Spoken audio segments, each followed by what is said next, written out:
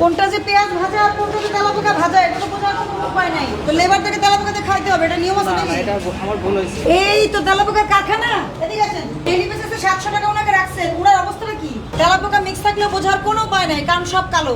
আপনি রেস্টুরেন্ট চালানোর মতো নিরাপদ খাদ্য আপনি মানুষকে খাওয়ানোর মতো যোগ্যতা আপনার নাই। কি অবস্থা, ভালো আছেন? আপনাদের দিকে তো শুধু অভিযোগ আসে, বাস কাউন্টারের লোকজন আসে খেতে, অপরিষ্কার অপরিচ্ছন্ন পরিবেশ, নিয়ম কানুন মানেন না, এরকম ফোন আসে। মূল তালিকা কোথায়? নাই, বাড়িতে থেকে আসছেন। আসেন ম্যানেজার সাহেব, আসেন। এই দৌড় ঝাঁপ করা যাবে না, সোজা হয়ে দাঁড়াও। হ্যাঁ, কোনো নড়াচড়া নাই। কি রে অবস্থা রে? এই হলো রেস্টুরেন্টের অবস্থা। এটা কি এতক্ষণ কাজ হয়েছে? একটু করে সব ধোয়া ভালো করে দাও। এটা কিসের উপরে রাখছো মাছটা? এই ড্রামের ভিতর কি ময়দা। ময়লা? বাহ, ময়দা না, ময়দা ময়দা। এটার ভিতরে কি? এই যে এই ড্রাম চাউল। চাউল। এখানে খাবার রাখছো, ভাত তো হয়ে রাখছো এখানে। দেখি ভিতরে কি করে। এত মারা যাবে এখানে কাজ করলে। কয় টাকা বেতন পান প্রতিদিন?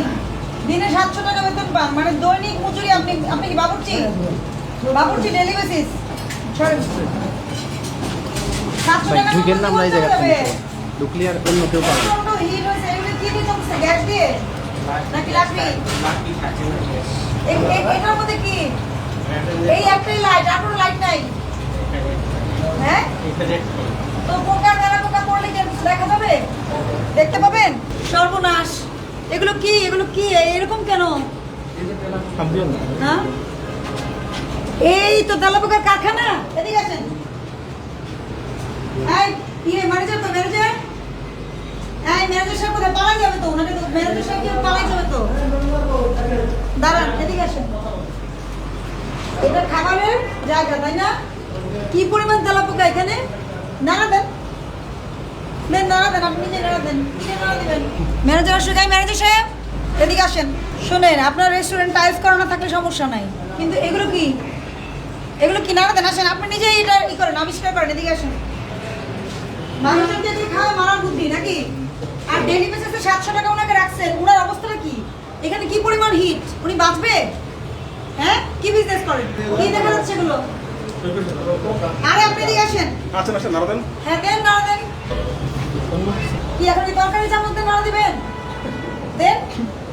এটা কি তরকারি চামচ দিয়ে নাড়া দিবেন? এটা এইরকম তেলাপোকা যদি থাকে আর এই পাশে যদি আপনার এভাবে খাবার রাখেন, আপনি তেলাপোকা এই খাবারের মধ্যে গেলে আপনার খুঁজে পাওয়ার সম্ভাবনা আছে কিনা? আপনার তরকারির যে রং, তেলাপোকার একই রং। আপনার তরকারির যে কালার, তেলাপোকার একই কালার। বলবেন যে পেঁয়াজ ভাজা হয়ে গেছে। নাড়া দেন। নাও দেন। ওই যে লাঠি নিয়ে দেখি, এই যে চামচ দেখছেন, চামচই আনছে আপনার জন্য। দেন। উল্টা পাশ বাড়ি দিবে, দেন। উল্টা পাশ দিবে। আর ওই স্টিলটার মধ্যে দেন। হ্যাঁ, এটা কি অবস্থা দেখেন। একটা খাবার ঢেকে রাখছেন, সামনে দিয়ে মনিটরিং হয়, আপনি সামনে রেখে খাবার ঢেকে রাখছেন। আর এখানে তেলাপোকার ফ্যাক্টরি, খাবার ঢেকে রাখেননি। এই ফ্রিজটা খোলো। এই যে তেলাপোকা এই যেগুলোর মধ্যে, এই থালা বাসনের মধ্যে সব জায়গায় দেখি। এই যে কাঁচা খাবার, আর এটা কি রান্না করা? এটা কি? তেলাপোকা মিক্স থাকলে বোঝার কোনো উপায় নাই, কারণ সব কালো। এই এগুলো কাঁচানো রাখছো?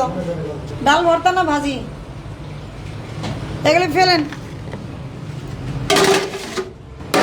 কাঁচা মাংসের সাথে রান্না করা কোনো খাবার রাখা যায় না, আলাদা ফ্রিজে রাখতে হবে।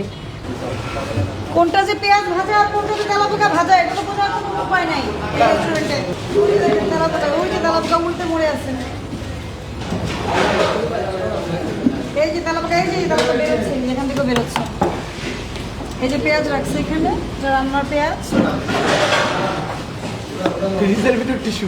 টিস্যু, এটা তো আসলে মানে বন্ধ আর কি, বন্ধ ফ্রিজ। এখানেও তেলাপোকা আছে, মাছি মরে পড়ে আছে। এই যে দেখেন, আছে আছে কিনা বলেন। আরে আপনি ঠিক মতো দেখতেছেন কিনা? এখন আপনার মাছি মরে পড়ে থাকবে, পোকা মরে পড়ে থাকবে, এটা উঠা দেওয়ার দায়িত্ব কার? আমাদের। এইভাবে যদি আপনি বিজনেস করেন চলবে? কবে ছাড়বেন দোকান? কবে ছাড়বেন? আপনি রেস্টুরেন্ট ব্যবসার জন্য উপযুক্ত না।